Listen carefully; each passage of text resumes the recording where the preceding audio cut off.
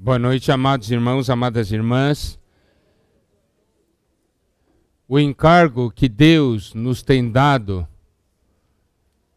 para esse tempo que estamos vivendo hoje é sobre o ministério da nova aliança. De acordo com 2 Coríntios, capítulo 3, nós podemos ver que esse ministério da nova aliança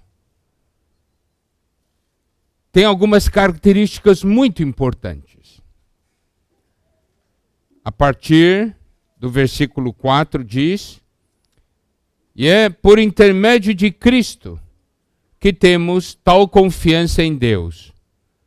Não que por nós mesmos sejamos capazes de pensar alguma coisa como se partisse de nós. Pelo contrário, a nossa suficiência vem de Deus. Aqui nós temos uma pessoa que diz que a confiança tem que ser posta em Deus. E que diz que, por nós mesmos, não somos nem capazes de pensar coisa alguma a respeito do encargo de Deus, a respeito desse ministério da nova aliança. Porque no ministério da nova aliança, a nossa suficiência vem de Deus. E aqui no versículo 6 diz: o qual nos habilitou para sermos ministros de uma nova aliança, não da letra, mas do Espírito, porque a letra mata, mas o Espírito vivifica. Aqui nos diz claramente que é Deus quem nos habilita para sermos ministros de uma nova aliança.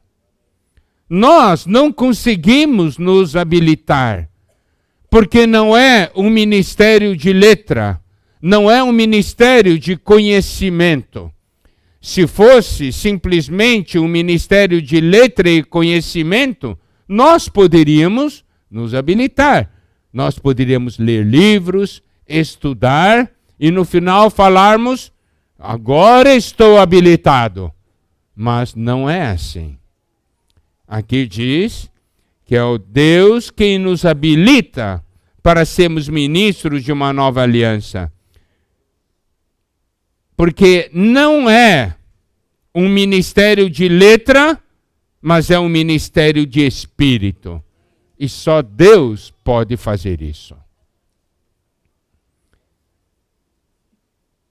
Quando nós lemos a palavra, nós precisamos aprender a tocar o coração de Deus quando nós contactamos a palavra. E o que é que nós podemos contactar? O que nós podemos tocar ao lermos tal porção? Que Deus deseja ministros da nova aliança. Isso é algo que está no coração do Senhor. Ele deseja ter ministros da nova aliança. Ele deseja habilitar pessoas para isso. Enquanto ele não consegue ter esse ministro da nova aliança, uma pessoa que tenha o ministério da nova aliança, ele não pode fazer o que ele deseja fazer. Ao tocarmos esse ponto, nós passamos a ter uma percepção e um sentimento. Quanta coisa Deus quer fazer hoje nessa terra. Deus, ao olhar para essa terra, quantas coisas Ele deseja fazer. Mas Ele não pode, porque falta ministros da nova aliança. Você já pensou sobre isso? Quando Deus olha para essa terra, e olha a necessidade. É claro que ele tem um desejo de fazer algo. Mas ele não pode fazer porque falta ministros assim. Se dermos uma olhada em Mateus capítulo 9, versículo 37, o Senhor Jesus se dirigindo aos discípulos, porque ele havia visto as multidões, havia se compadecido delas. E ele havia visto que essas multidões estavam aflitas e exaustas como ovelhas que não têm pastor. Daí ele falou algo para os discípulos. A seara, na verdade, é grande, mas trabalhadores são poucos. Nós precisamos compreender, não é que simplesmente falta trabalhadores, é que falta trabalhadores segundo o coração de Deus. Há uma falta de trabalhadores que sejam ministros da nova aliança. Os irmãos conseguem tocar nisso? Conseguem perceber esse ponto? Por quê? Porque simplesmente chamar qualquer pessoa para fazer, vai ter muita gente. A seara, na verdade, é grande, mas os trabalhadores são poucos. Tem outra porção na palavra que é o livro de Isaías. Está no livro de Isaías, capítulo 6, uma porção bem conhecida por nós. No versículo 8. Depois disso, ouvi a voz do Senhor que dizia: a quem enviarei e quem há de ir por nós? Quantas pessoas conseguem ouvir essa afirmação do Senhor? O Senhor olha para a necessidade dessa terra e diz: a quem enviarei? Quem? Onde estão essas pessoas? Uma pessoa preparada, um ministro da nova aliança, alguém que não vive na letra e na aparência, mas vive na realidade do Espírito. A quem eu vou enviar?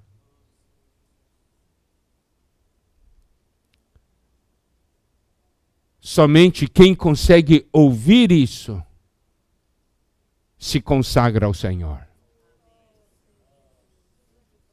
Senhor, você precisa de alguém. Você quer alguém.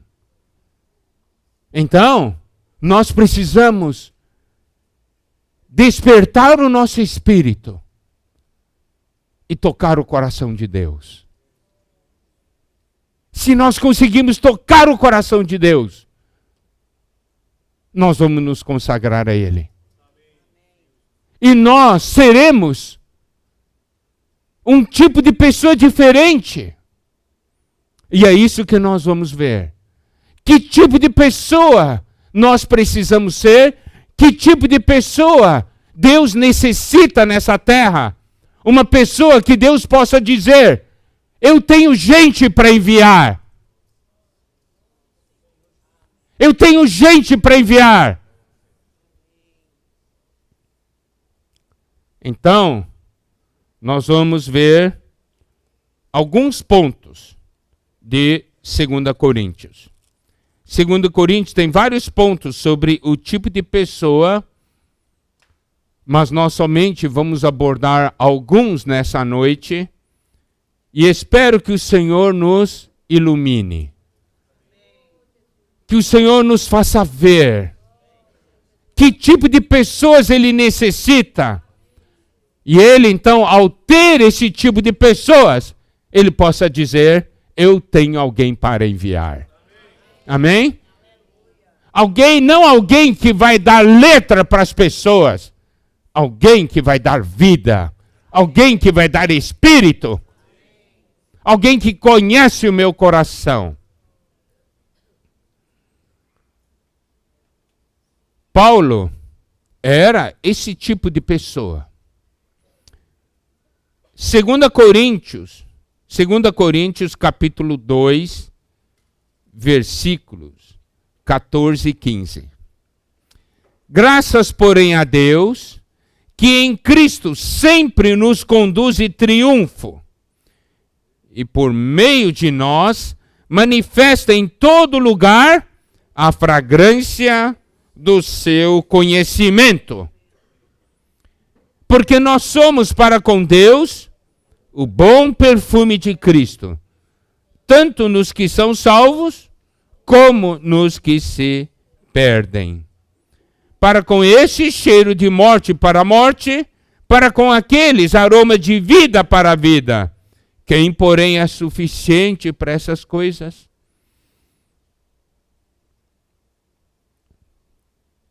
Paulo faz uma afirmação nesse versículo 14.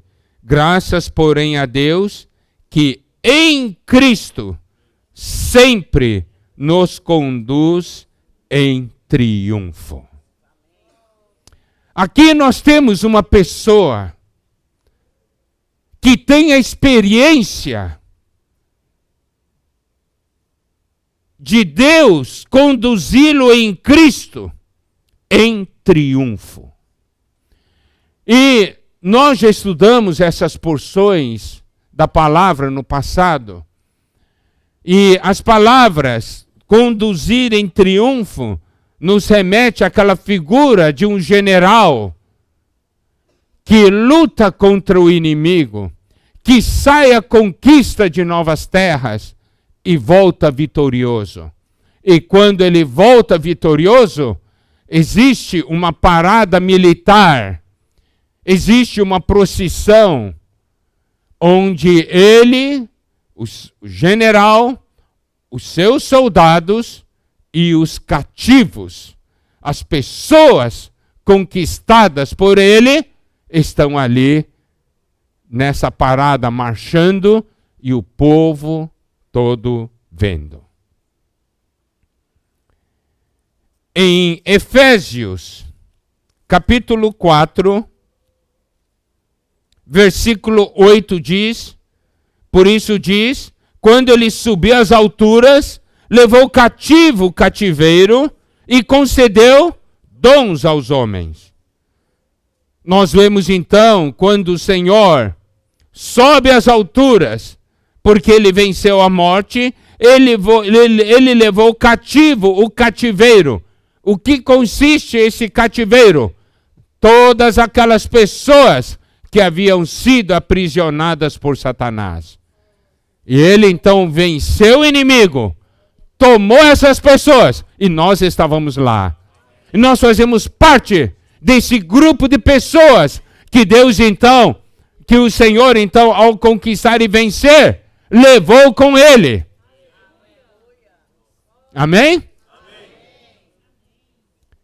E aqui,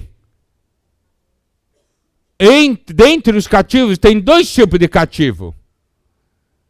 Tem um tipo de cativo que se sentia prisioneiro de Satanás. Antes era obrigado a servir Satanás, servir ao pecado.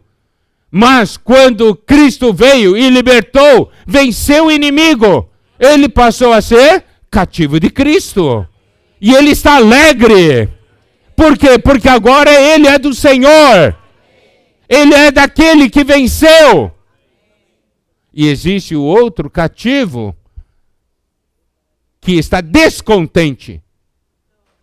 Eu queria estar com aquele outro antigo. Que tipo de cativo é você? Hã? Doidinho para voltar para o passado?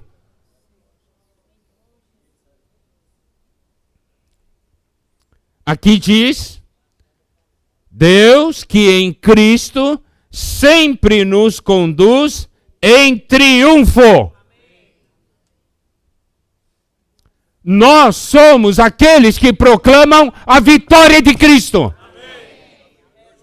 Irmãos, muitas vezes nós percebemos que existe algo inadequado. Em que consiste esse algo inadequado? É que a gente sempre está proclamando nossa derrota. Ah, sabe, irmão, o mundo é muito forte. Sabe, irmão, o pecado é muito forte.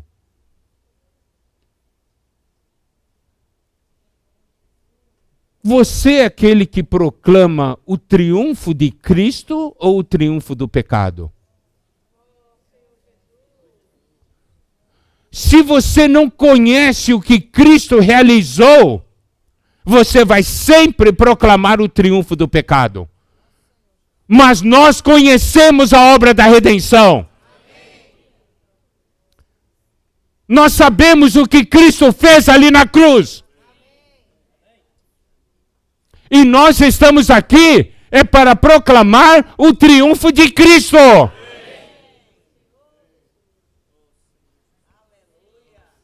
Ah, irmão, isso aí não tem jeito. Se não tem jeito, Cristo venceu? Se Cristo venceu, tem jeito. Diga isso para o irmão que está ao seu lado. Se Cristo venceu, tem jeito.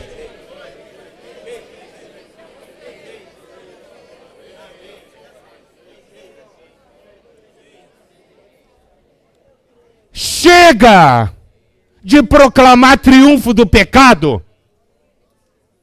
Deus nos conduz em triunfo.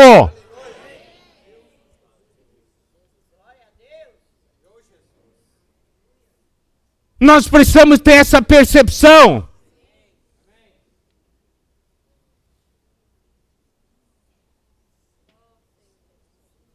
Cristo venceu.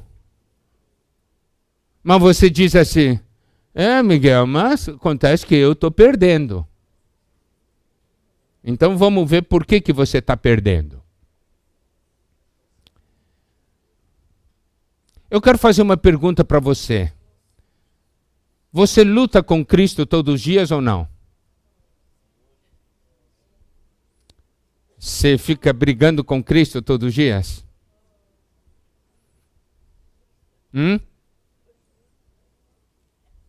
Briga ou não briga? Responda para mim. Briga ou não? Quem acha que briga, levanta a mão. Quem acha que não briga, levanta a mão. Ok, agora eu vou deixar a pergunta mais prática. Cristo quer uma coisa e você quer outra. Daí começa a briga. Certo? Vamos ser sinceros. E geralmente quem ganha a briga quando você está lutando com Cristo? Quem que ganha a briga? Seja sincero. Quem que ganha? Hein? Eu. Esse é o grande problema.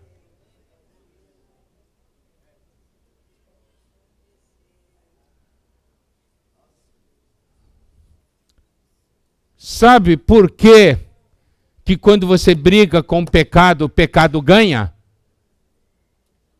É porque quando você briga com Cristo, você ganha. No momento que você brigar com Cristo e Cristo ganhar, e você brigar com o pecado, você vai ganhar. Os irmãos compreenderam ou não compreenderam?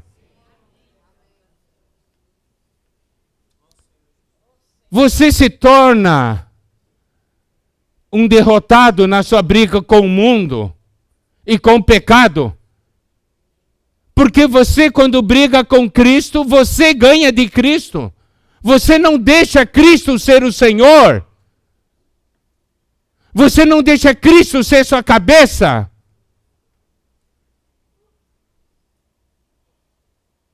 Mas Se você brigar com Cristo e Cristo ganhar, pode ficar tranquilo. Na briga com o pecado você vai ganhar, na briga com o mundo você vai ganhar.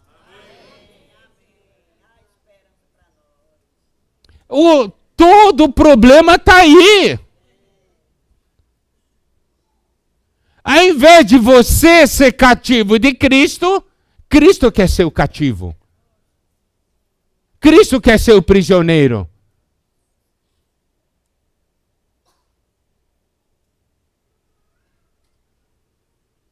Aqui,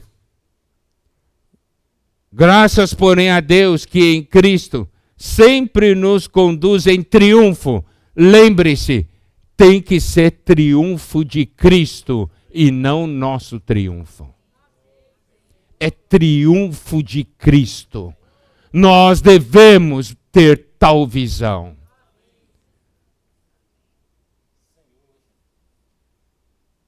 Se o triunfo de Cristo é realidade na minha vida, e eu sou derrotado por Cristo todos os dias, eu serei aquele que influenciarei o mundo com a vitória de Cristo. Porque a minha experiência pessoal é de que Cristo vence, me vence. Vence o pecado e vence o mundo.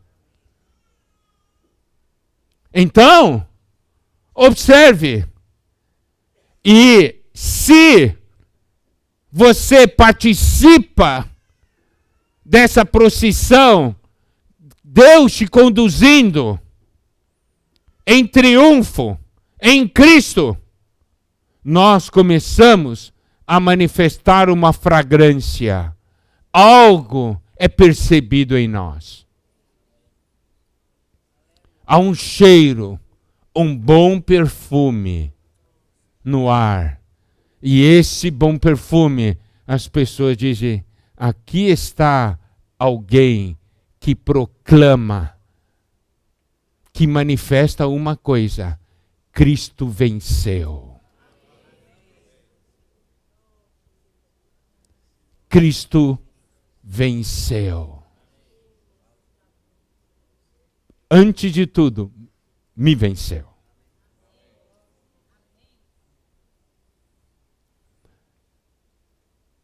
Aí nós somos para com Deus o bom perfume de Cristo. E nós passamos a influenciar o mundo. Essa é a pessoa que é um ministro da nova aliança. Não é letra. Ele tem um perfume. Um perfume que mostra a vitória de Cristo. E é um perfume que traz vida. Não é conhecimento. E você não consegue fingir isso, porque se cheira. A questão do cheiro sempre quer dizer percepção, certo? As pessoas têm então essa percepção.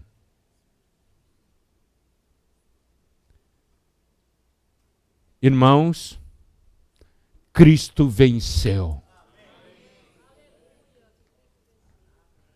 Nós nunca podemos nos esquecer disso. E nós estamos aqui para proclamar o triunfo de Cristo.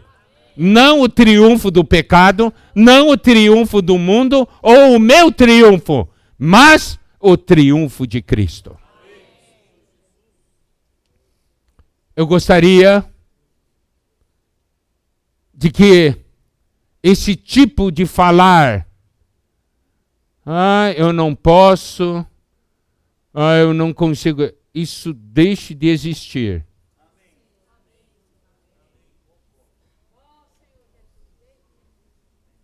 Amém? Amém? Imagina, 4, 5 irmãos juntos.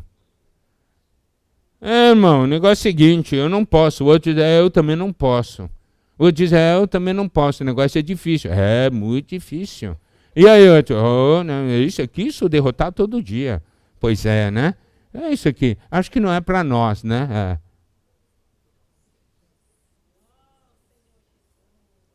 E daí, depois você vira e diz para a pessoa, diga isso para alguém, sabe, Cristo venceu, Cristo venceu. Ah, peraí. Você acabou ali. Não, eu não posso e tal. Chega uma pessoa, Cristo, você está passando letra. Passando letra. Não tem um cheiro, não tem um bom perfume. É a mesma coisa aquela pessoa que diz assim, estou alegre. Muito alegre. Uma coisa é o que sai pela boca, outra é aquilo que os outros percebem.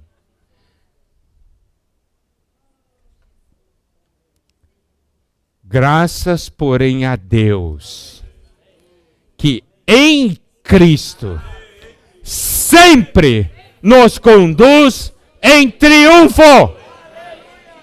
Sempre! Diga para o irmão que está ao seu lado, sempre!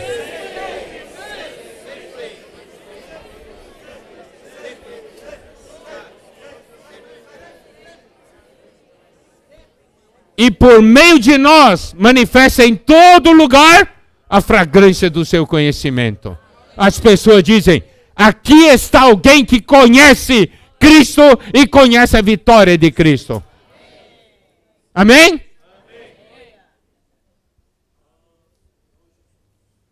Ok. Ser cativo de Cristo quer dizer o quê? Que quando eu luto com Cristo, Cristo ganha. Todos os dias. Irmãos e irmãs, nós temos essa luta todos os dias, não temos? Ah, eu quero fazer isso, eu quero fazer aquilo. E o Senhor diz, não faça isso aí. O que é isso? Não. Não, mas eu quero fazer isso aqui, mas eu quero fazer aquilo. E a gente sempre consegue fazer o que a gente quer. E não se importa com o que Cristo quer. Então, o que acontece? Nós vencemos Cristo, Cristo se torna nosso cativo, mas nós perdemos o resto das lutas, tá certo? Como nós já falamos. Então, o primeiro ponto que eu quero falar, ser verdadeiramente um cativo de Cristo, alguém que proclama a vitória de Cristo em todo lugar. E Deus sempre vai nos conduzir em triunfo. Amém? Aleluia. Segundo ponto. Que tipo de pessoa Deus necessita para poder levar adiante aquilo que está no seu coração? Alguém que ele possa, a quem enviarei? Ele disse, aqui eu tenho alguém que eu posso enviar. Tá certo?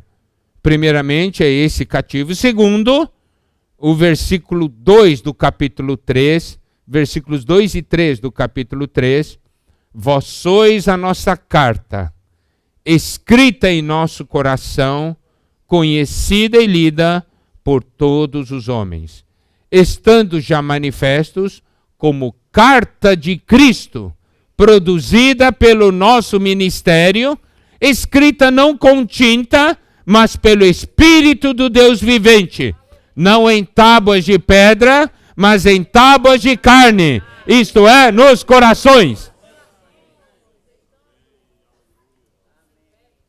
Que tipo de pessoa Deus necessita? Pessoas que sejam uma carta de Cristo. Isso quer dizer alguém em quem Deus pode escrever.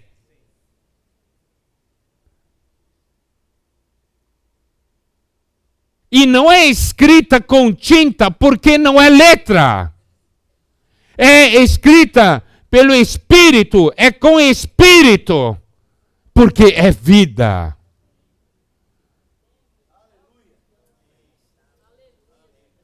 uma carta. Significa que as pessoas olham para nós, conseguem ler algo. Conseguem ler Cristo. Mas aqui diz, escrita, não com tinta, mas pelo Espírito do Deus vivente. Essa é a tinta é o Espírito, não em tábua de pedra, mas em tábua de carne, nos corações. Então o que Deus escreve não está aqui, está aqui. O que tiver escrito aqui é letra. O que está escrito aqui é Espírito.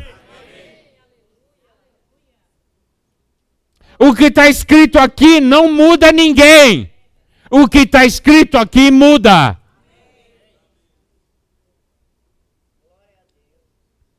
Alguém consegue ler. Mas, para escrever, há alguns requisitos. Hoje em dia, tem gente que não escreve mais, fica só teclando, né? Como é que é? Vou fazer. Tira o smartphone. Está tudo aqui registrado. Mas eu sou aquele um pouco mais antigo. Olha aqui, ó, minhas canetas aqui. E eu tenho um caderninho aqui, ó. E aí, eu tenho que escrever, né? Eu estava em Angola.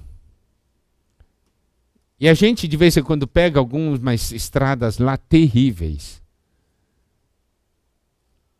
Então, alguns trechos da estrada, o carro entra no buraco e sai, sabe? Assim. E daí, muitas vezes, eu estou nesse lugar, daí me lembro de um versículo ou de uma coisa assim, eu pego, tiro o caderno para, então, caderneta aqui para anotar. E assim. Saem os garranchos, né? Por quê? Porque a questão ali não está. É a mesma coisa você está no avião, não é isso? Tem que preencher aquele negócio de entrada e aí entra em área de turbulência. Você não consegue escrever. O Senhor consegue escrever em você? Ou você fica esperneando?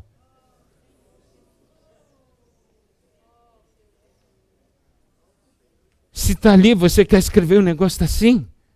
Daqui a pouco você diz, o que eu escrevi aqui mesmo? Nem eu entendo.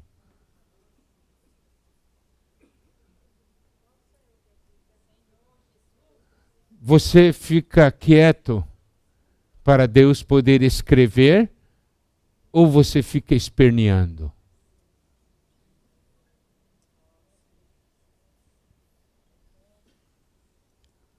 E ainda mais, se você precisa escrever, você quer uma folha em branco, não é? Por quê? Porque você quer tomar nota de coisas novas.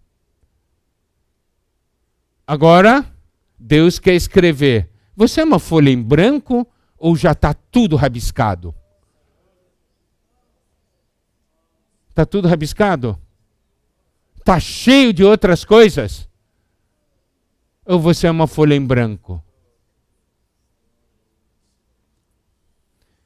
Daí você pode perguntar assim, como é que é esse negócio de folha em branco? Eu vou dizer uma coisa. Deus está falando com você, quer escrever em você, você ouve e diz assim, eu não concordo com isso. Não, falar é fácil. Mas isso não para mim. Isso serve talvez na sua casa, mas na minha casa não serve. Isso aqui serve para você, mas para mim não serve. Você já está cheio de opiniões. Você é uma folha já cheia de rabiscos. Como é que Deus vai escrever?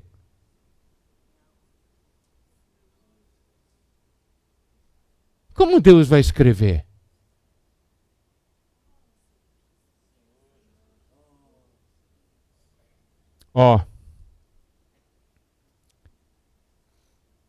Deus quer que você seja uma carta.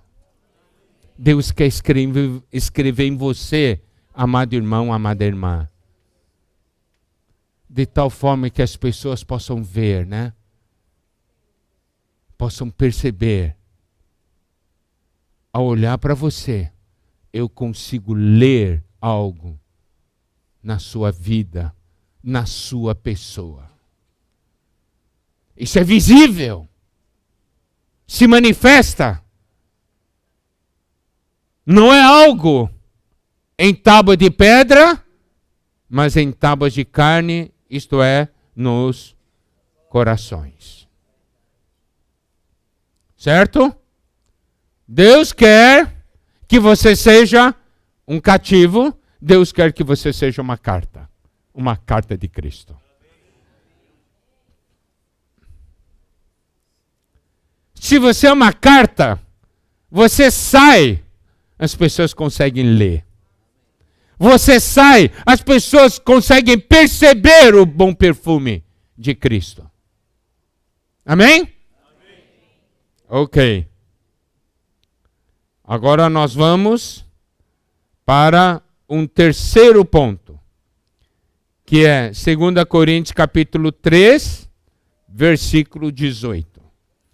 E todos nós, com o rosto desvendado, contemplando como por espelho a glória do Senhor, somos transformados de glória em glória, na sua própria imagem, como pelo Senhor o Espírito.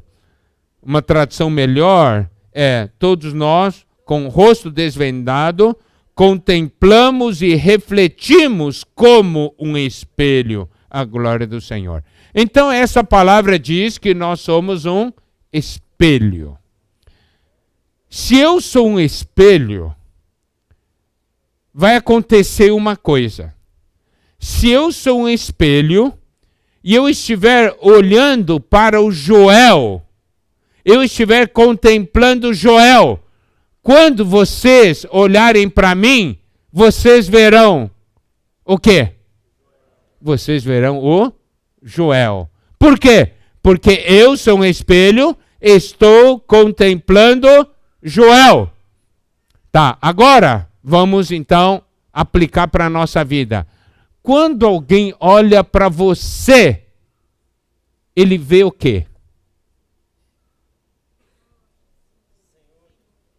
Eu vou detalhar um pouco para vocês compreenderem. Ok, eu estou passando por um problemão. Eu fico dia e noite olhando para o problemão. Quando você olha para mim, você vê o quê? O problemão, olha só. Estão compreendendo?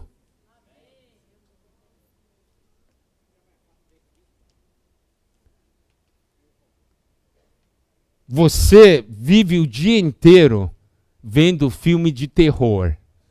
Alguém olha para você, vê o que em você?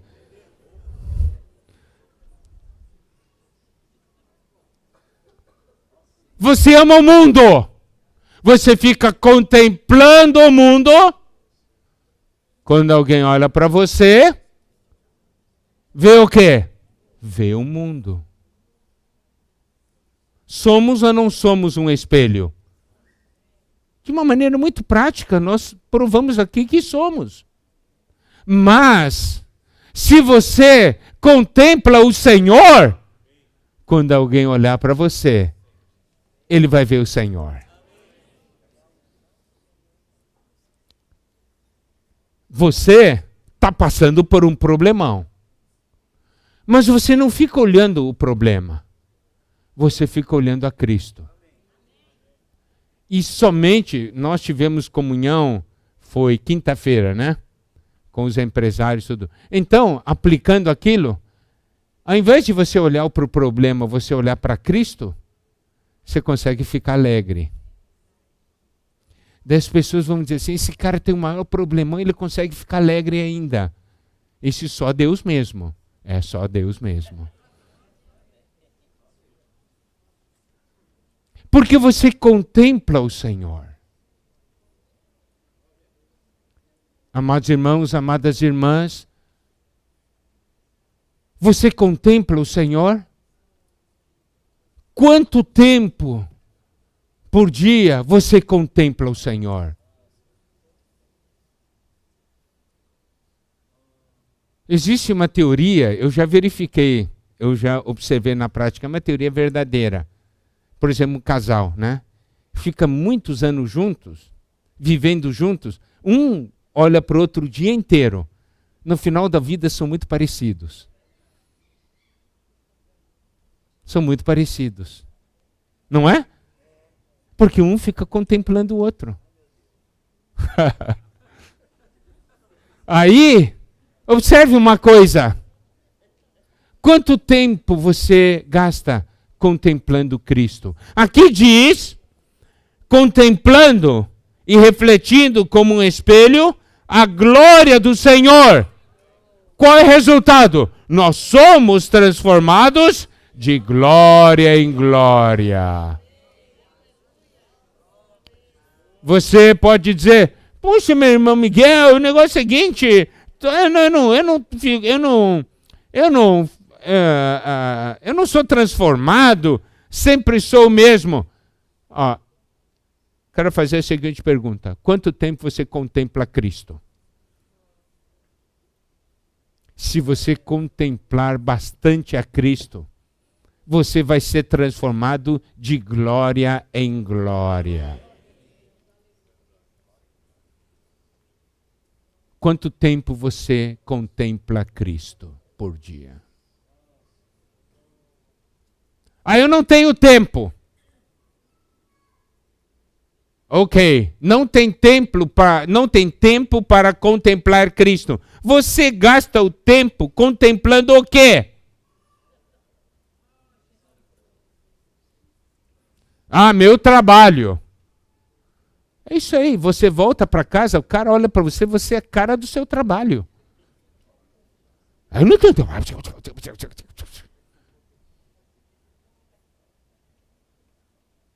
Eu quero fazer a seguinte pergunta.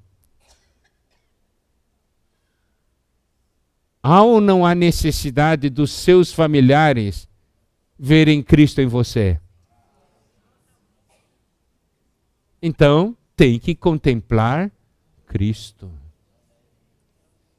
Aqui, nessa porção, fala de um outro problema. Fala do véu. Versículo 14. Mas sentidos dele se embotaram, pois até o dia de hoje, quando faz a leitura da antiga aliança, o mesmo véu permanece, não lhe sendo revelado que em Cristo é removido. Mas até hoje, quando é lido Moisés, o véu está posto sobre o coração deles. Geralmente é o seguinte, você tem um espelho em casa, uma peça que é só um espelho assim, né? Daí você vai viajar, ficar 2 meses fora. Geralmente pessoas cobrem o espelho, não é isso?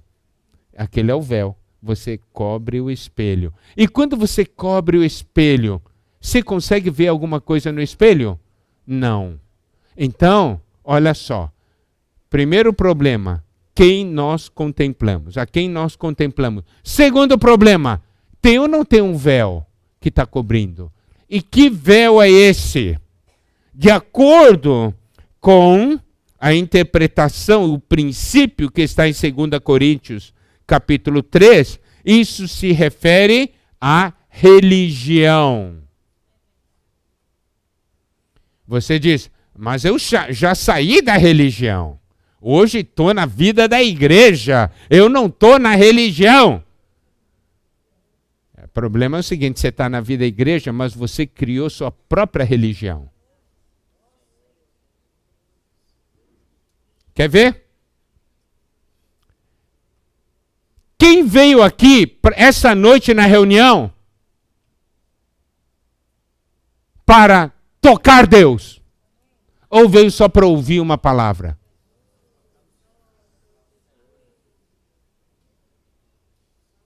Na reunião da igreja, reunião da igreja, normal da igreja, quem vai para a reunião para levantar e dar sua porção? Ou só fica sentado para assistir?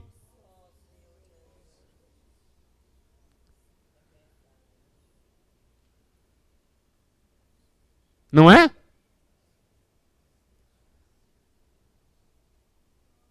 Um ano, 52 semanas.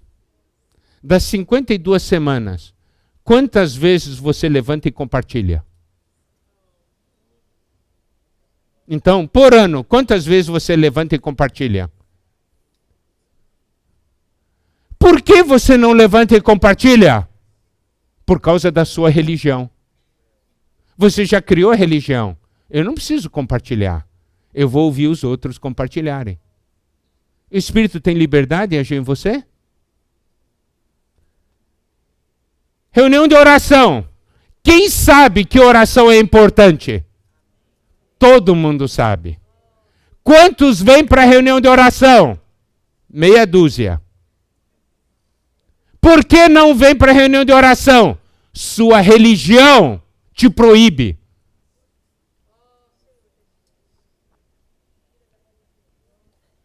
Esse véu impede que você reflita Cristo.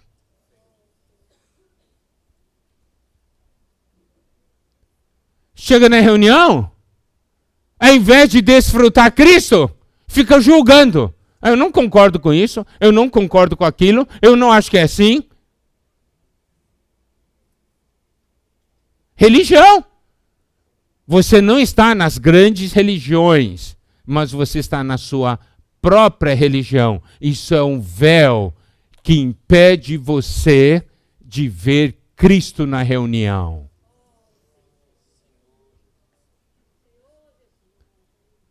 Quer ver? Se o Senhor Jesus aparecesse aqui visivelmente, que dia que é reunião de oração? Hã? Tá. Tá bom, segunda-feira. E o Senhor Jesus falar o seguinte: quero ver você segunda-feira na reunião de oração. Te encontro lá. Você vai ou não vai? Vai ou não vai? Você tem certeza? Você diz, não, Senhor Jesus, eu não vou não. Por que você não vai? A minha religião proíbe.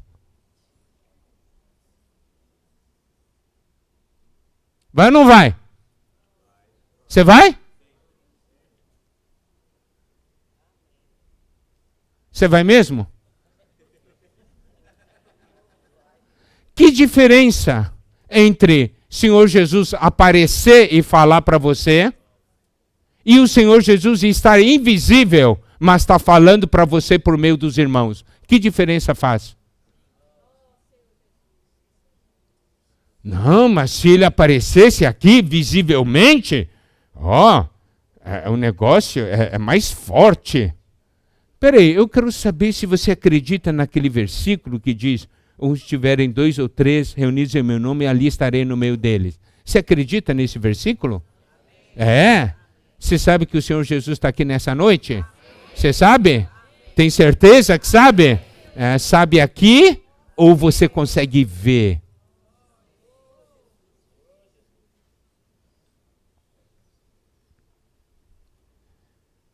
Nós somos assim, quer ver, ó? Digamos, estamos trabalhando na empresa, né? Todo mundo sentado assim e tal. O patrão chega, ó, tem todo mundo.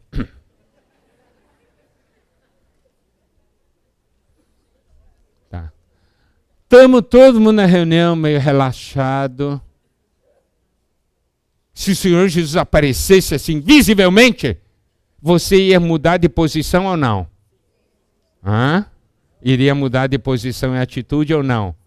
Iria. Então, olha só, você sabe na letra, mas não sabe aqui, que o Senhor Jesus está aqui.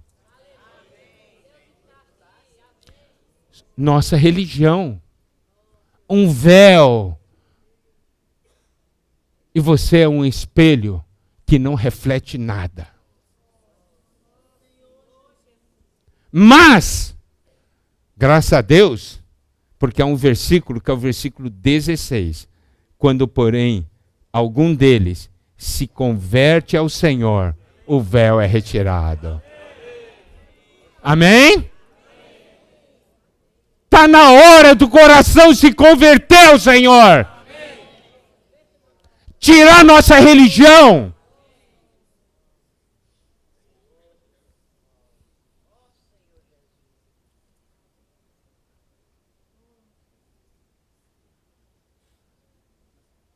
Então, aqui diz, nós com o rosto desvendado.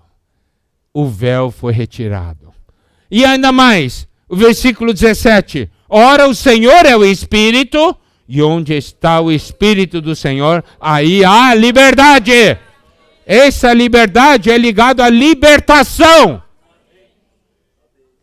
Se você tem Cristo, você é liberto. Liberto de todas as outras coisas. Amém? Então, olha só, amados irmãos. Precisamos ser um espelho.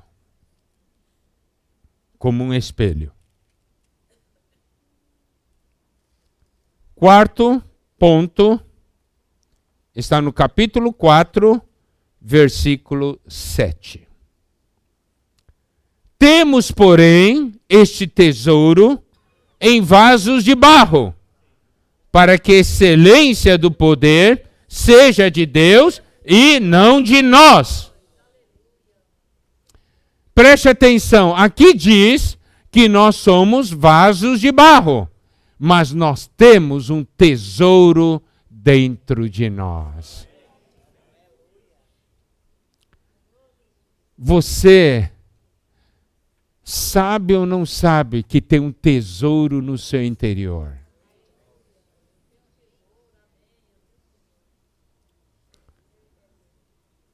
Você é um vaso de barro, mas tem um tesouro no seu interior.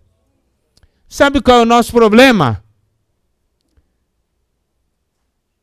Nós não estamos muito interessados que as pessoas vejam o tesouro em nós.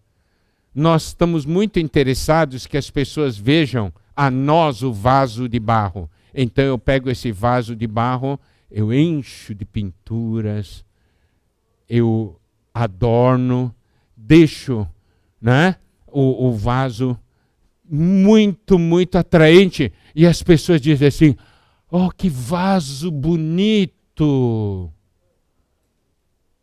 E aí o tesouro, ó.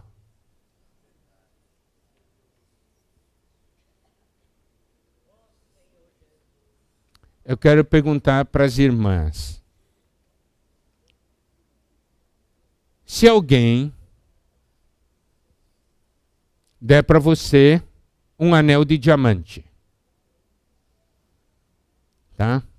E colocar numa caixinha muito, muito, muito, muito bonita. Você vai dar valor para a caixinha ou vai dar valor para o diamante?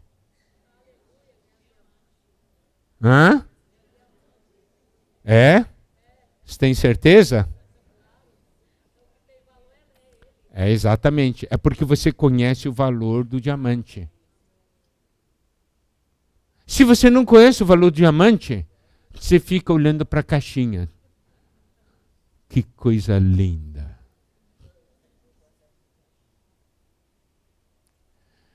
Você está preocupado em se exibir ou exibir Cristo?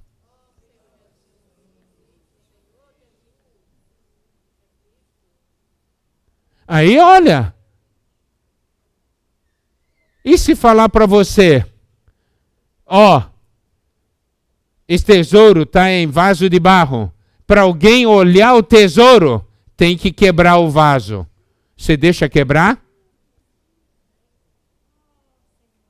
Você deixa quebrar o vaso? Hein? O anel de diamante está dentro dessa caixinha muito bonita. Para você alcançar o diamante, tem que estragar a caixinha. Você estraga a caixinha ou não? Você diz, não, essa caixinha está bonita demais. Então você nunca vai alcançar o diamante. Você talvez ponha a caixinha aqui, né? No dedo e olha aqui. Olha que coisa bonita.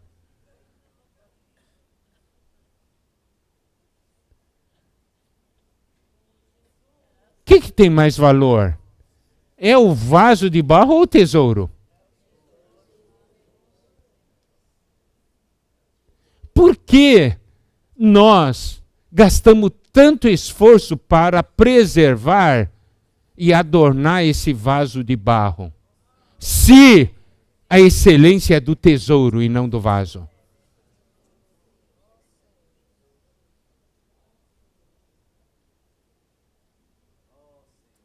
Então, Paulo fala das coisas que ele passa, dos sofrimentos dele. Em outras palavras, estou sendo quebrado para que vocês vejam o tesouro que está no meu interior e o tesouro que está no seu interior. Nós precisamos ter essa percepção. Por isso ele diz: em nós opera a morte, mas em vós a vida. Você fala, tem um diamante nessa caixinha. Eu aposto que você vai pegar, estraçalhar a caixinha. Por que você quer pegar logo?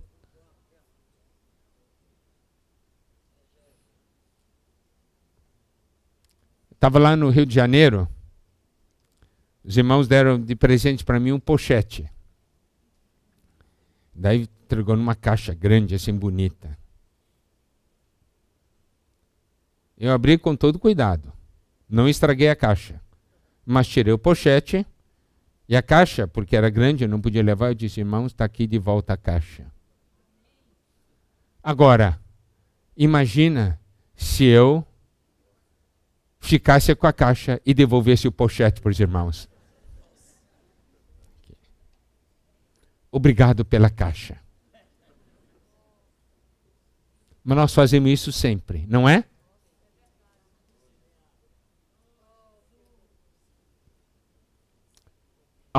Nós precisamos ser pessoas que sabem de uma coisa.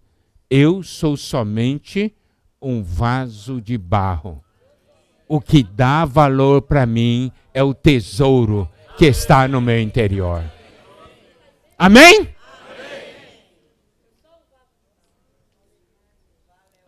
E isso é... Ok. Algum irmão te machucou. Quebrou uma parte desse você que é esse vaso. Daí você fica bravo, furioso.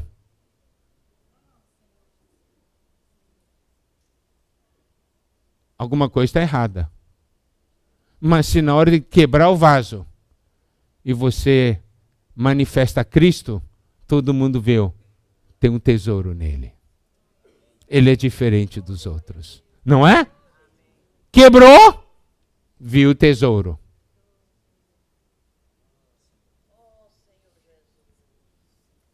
Então, eu vou ler com vocês a partir do versículo 15. Porque todas as coisas existem por amor de vós, para que a graça, multiplicando-se, torne abundante as ações de graças por meio de muitos para a glória de Deus. Por isso, não desanimamos. Pelo contrário, mesmo que o nosso homem exterior se corrompa, contudo o nosso homem interior se renova de dia em dia, porque a nossa leve e momentânea tribulação produz para nós eterno peso de glória, acima de toda comparação, não atentando nós nas coisas que se veem, mas nas que se não veem, porque as que se veem são temporais, e as que se não veem são eternas. Amém! Louvado seja o Senhor. Mas, irmãos, Deus procura ministros assim. Se Deus encontra, Deus vai dizer, eu vou enviar. Se você consegue ouvir Deus falando, a quem enviarei? eu tenho certeza, você vai se consagrar a Deus, para que Deus o envie e Deus o use. Amém? Existem muitos outros pontos, mas eu acho que esses 4 já são suficientes, né? Que o Senhor abençoe a todos. E que vocês sejam aqueles que reagem a esse falar de Deus. Não é? Louvado seja o Senhor.